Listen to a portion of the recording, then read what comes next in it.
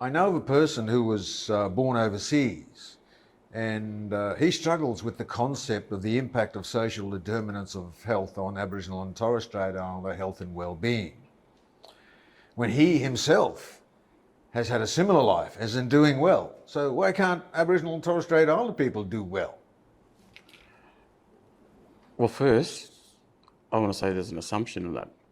One, the assumption is that all Aboriginal and Torres Strait Islander people haven't learned to adapt to society as what it is today. It's not true. A lot of us have adapted well. And for those that haven't, the quick answer to that is because I could sit here for 2 days and tell you it. I'd tell them to go watch Swimming the River because it sums it up perfectly. The chairman of the One Hand Foundation of the West Kimberley Land Council sums it up perfectly about the impact of colonisation and why our mob are struggling to adapt. Yes, like I said, some of us have adapted, but a lot of us still haven't either. But he needs to go, or she needs to go and watch what those impacts are. You know, systemic issues that impact on our mob, you know, in government and all that sort of stuff that help keep our mob down, or not so much, well, kept them down as well as made it hard for them to try and to adapt into society as we know it today. So that's the other thing. And we were always behind the 8 ball. You know, we were never allowed at high schools until a certain year, you know. So, you know, there's a lot of stuff in that Swimming the River that actually explains how much these impacts have had on our people and that adaptation process. But in time, with our help through, you know, AMSs and our holistic model of healthcare where we address, you know, health as well as the social determinants of health, in time we will help all of our mob to adapt. Yeah. I think education is the key. Our generation, our younger generations, we need to impose that, you know, be more strict about making sure our kids go to school every day. Yeah. Education, because you cannot get anywhere as an adult in your future if you can't even spell your name, or you don't even know your date of birth, or you can't read a map. You're lost. Yeah, You that's know? right. Just simple things. Yep. Well, today I mentioned there's only 2 operational stuff I get involved in, and one of them was the Big Buddy program, our youth program, because I always said that we'll get more traction in closing the gaps through intergenerational change than any other sort of activity we do. And this other one with the, you know, the GP training program, because it's all about education as well. So education is the key.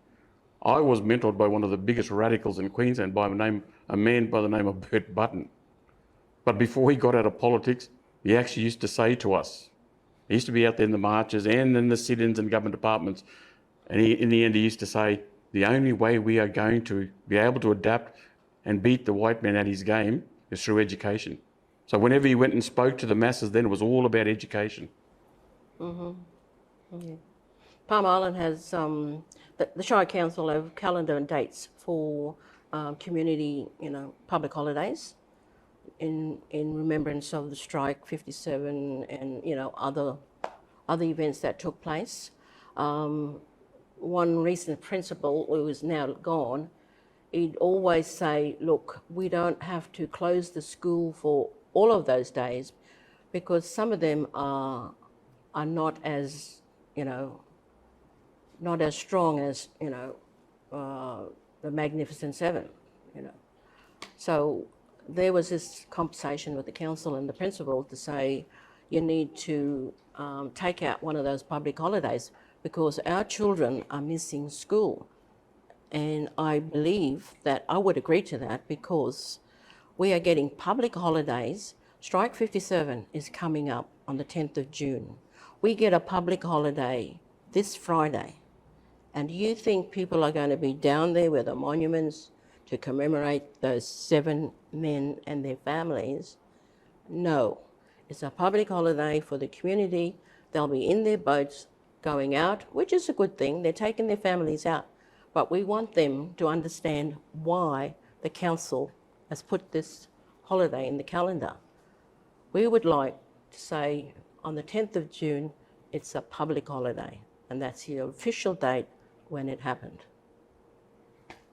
So sometimes Shire Council business, overlaps some of our important dates.